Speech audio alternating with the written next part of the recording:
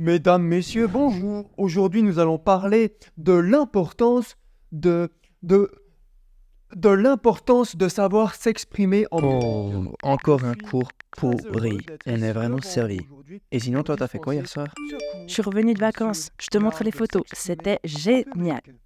À quoi sert de prendre la parole si tes idées restent ignorées? Il existe un modèle qui permettront à tes idées de voyager, d'être reconnues et qui te permettront de devenir un speaker de classe mondiale.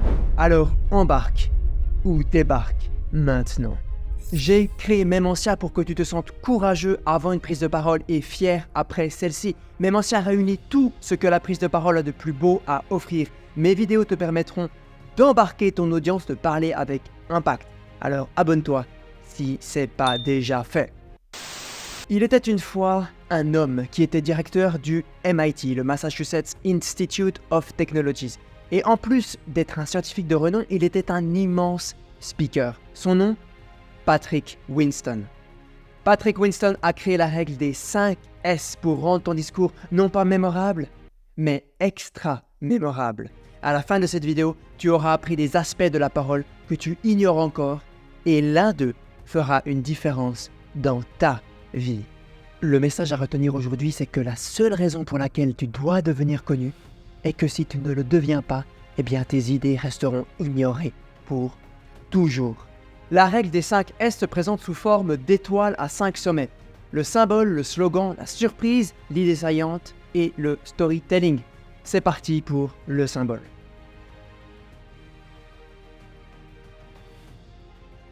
Le symbole sert d'ancrage visuel puissant. Il rend ton travail facilement identifiable et mémorable. On sait que c'est toi et on s'en rappelle. Comment créer un symbole?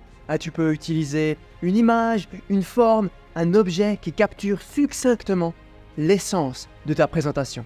Exemple, dans son TED en 2009, Simon Sinek avait utilisé son symbole du cercle d'or. C'est 3 cercles, 3 mots pour illustrer son travail de plusieurs années. Symbole mémorable et identifiable. Le deuxième exemple, il est déjà dans cette vidéo. Tu auras remarqué que le modèle 5S est une étoile. On aurait pu appeler cette étoile l'étoile de la notoriété, pour obtenir notre symbole mémorable et identifiable, qui est le premier sommet de notre étoile. Le deuxième sommet, c'est le slogan. Et les slogans, tu en connais plein. Red Bull donne des ailes, j'achète malin, j'achète chez du voisin.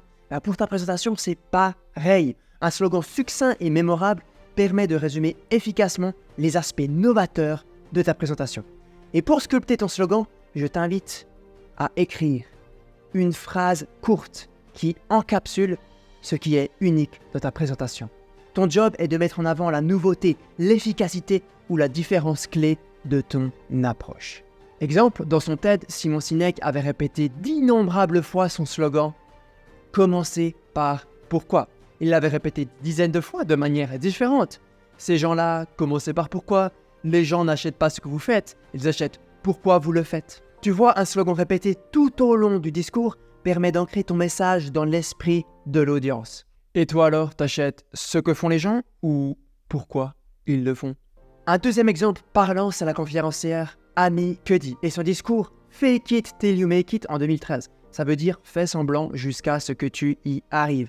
Et dans son discours, Amy Cuddy explique que la posture corporelle peut affecter notre confiance en nous-mêmes. Elle propose de faire semblant d'être puissant en adoptant des postures qui sont corporellement affirmées. Tu vois ce que je veux dire? Jusqu'à ce que ces comportements deviennent naturels. Donc, que ta confiance en toi augmente. Et son slogan, c'est « Fake it till you make it ». On a entendu ce slogan à de nombreuses reprises. Il nous matraquait les oreilles durant des mois, durant des années qui ont suivi le discours. Donc, deuxième sommet, un slogan court et répété.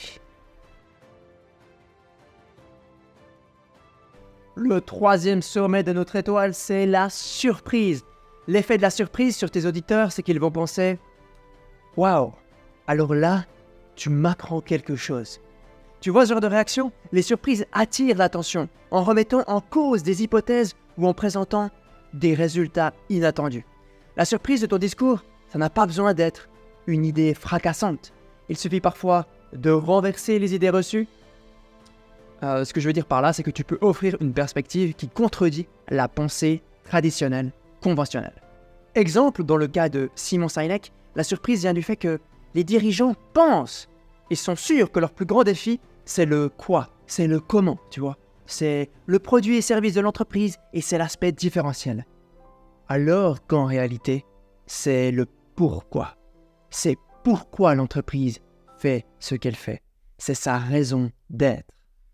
Deuxième exemple, on a tendance à penser que la procrastination est un ennemi contre lequel nous devons lutter constamment. En réalité, elle peut être votre meilleur allié. Boum, ici je remets en question une idée reçue et acceptée. Et d'ailleurs, si tu veux en savoir plus sur l'importance de la procrastination dans tes prises de parole, je t'invite à aller voir notre vidéo sur Martin Luther King. À toi de jouer. Quel élément de surprise contient ta présentation? Cet élément de surprise, c'est le troisième élément de notre étoile. Et il va, je te rappelle, déclencher des réactions comme « Oh, je savais pas ça ». Bien, sommet numéro 4, c'est l'idée saillante. L'idée saillante, c'est d'avoir non pas une idée révolutionnaire, mais une idée qui se démarque et que tu vas partager avec ton audience. Pourquoi ? Eh bien, la mise en évidence d'une idée distincte et innovante permet de différencier ta présentation de celle des autres. C'est très simple. Un exercice simple mais efficace pour trouver ton idée saillante, c'est de répondre à la question « Si une personne de ton audience devait résumer ta présentation en une phrase à son collègue demain matin, que dirait-elle » L'idée saillante de notre exemple Sinek, c'était « Le pourquoi est beaucoup plus puissant que le quoi ». Ce Sinek a un petit air de Sénèque, tu trouves pas? Tais-toi, Louis.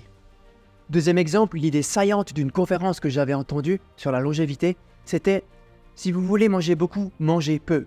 Pour remettre le contexte, cette phrase signifie que si nous mangeons moins à chaque repas, nous vieillissons moins rapidement, ce qui nous permet de vivre plus longtemps. En conséquence, sur la durée totale de notre vie, nous finissons par manger plus en termes absolus. Ouais. C'est une grande révélation gustative, mais un terme au 4e sommet de notre étoile et nous mène à la 5e composante de celle-ci. La 5e, c'est les histoires, le storytelling. Je ne vais pas m'attarder là-dessus puisque j'ai fait une vidéo sur le storytelling.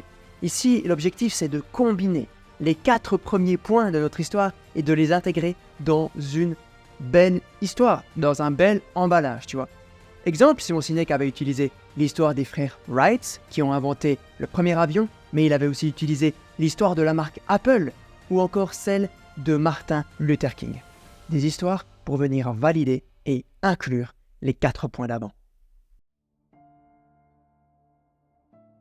Bien, dans cette vidéo, tu as découvert les 5 composantes de l'étoile de Winston. Ces éléments renforcent la mémorisation de ta présentation.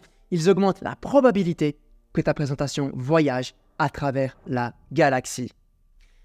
Et nos 5 éléments incluent le symbole, le slogan, la surprise, une idée saillante et une histoire. Cette méthode des 5 S, elle a été testée pendant des décennies et elle a fait ses preuves auprès de nombreux chercheurs du MIT. Et aujourd'hui, elle peut assurément aider les entrepreneurs et les managers à présenter leurs idées de manière mémorable. C'est pourquoi je te mets au défi. Ton défi, c'est d'appliquer le modèle 5S pour ta prochaine prise de parole. Je répète, appliquer le modèle 5S pour ta prochaine prise de parole. Pense à la prochaine fois que tu vas parler en public et demande-toi quel symbole tu peux utiliser, quel slogan, quelle surprise, quelle idée saillante et quelle histoire. Écris tout cela en commentaire. Allez, choisis tes mots, ceux qui nous donneront envie de te suivre.